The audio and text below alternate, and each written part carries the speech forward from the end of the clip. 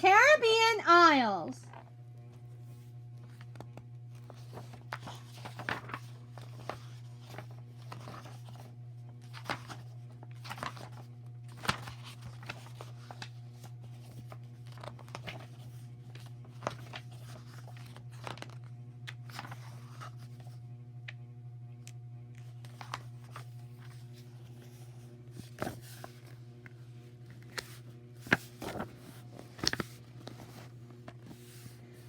Embracing a warm and fenced sea, the islands of the Caribbean comprise two major groups, the Greater and Lesser Antilles. To the west lie Cuba, Jamaica, Hispaniola, and Puerto Rico, carving like a shepherd's crook. To the east are smaller islands, some of them, such as 80s off Dominica, are pinpoints on the sea. Despite centuries of colonization and early flocks of sun-seeking tourists, these islands still contain wild areas of dazzling diversity, 10,000-foot mountains, vine-choked rainforests, labyrinths of limestone caves, and colorful coral reefs. Inset on the area map below are large-scale views of two small islands that the author explored in detail. On all the maps, dark green stands for lowlands, yellow indicates hills, and white denotes peaks. Blue lines trace rivers and streams. Red lines enclose protected areas described in the book. This is the Caribbean Isles.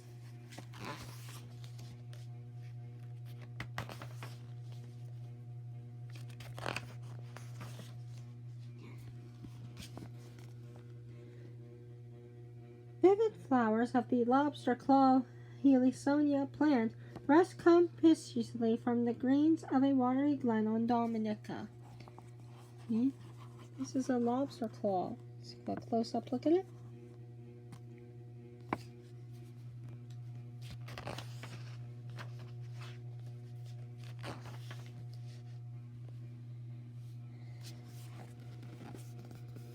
Seen across the calm and narrow inlet to English Harbor in Antigua in the Leeward Islands, a sinking sun tints the clouds, sea, and sky. There's the sun. It's tinting the sea and the sky.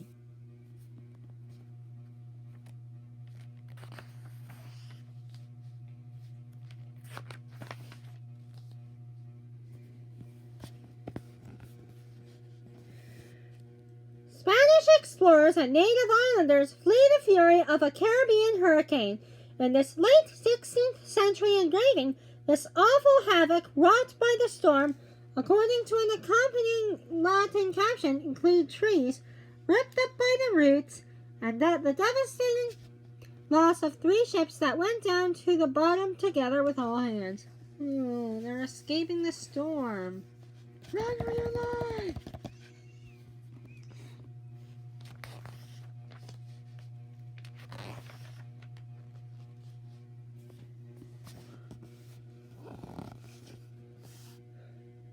A posturing male frigate pumps up his fetching scarlet neck pouch with air and waits for an unattached hen to pass by.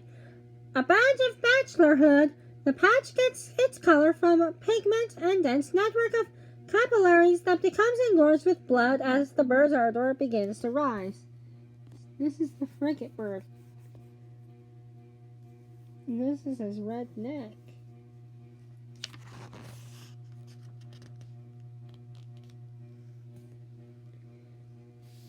A male, pouch fully blown, flaps mightily to attract passing hens. An interested hen swoops by for a quick inspection of the courtier. The hen lands and takes a long close look at the displaying male. Almost committed to her selected male, the hen settles inside his bracing wing as the satisfied suitor begins to emit purring sounds. Oh. That's called mating.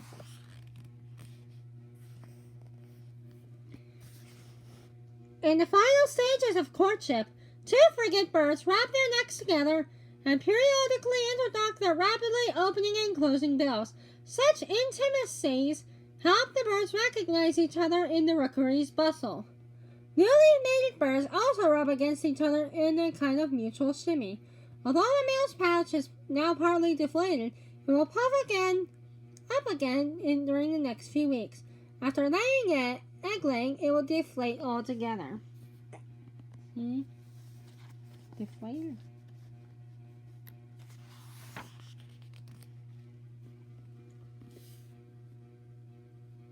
A mother frigate flies up off her recently laid egg for an extended feeding foray.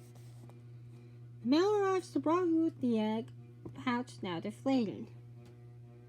On the nest, the male rolls the egg over to ensure that it is evenly warmed. After several days, the mother returns to relieve the male. This chick would die of exposure or be hurt by marauders without parental protection. Look at that poor chick.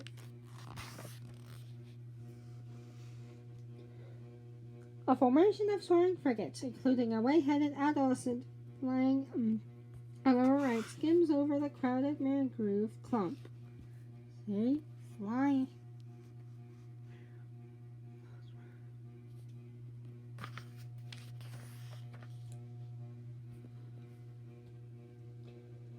Angrily clacking, two neighboring frigates drive a marauder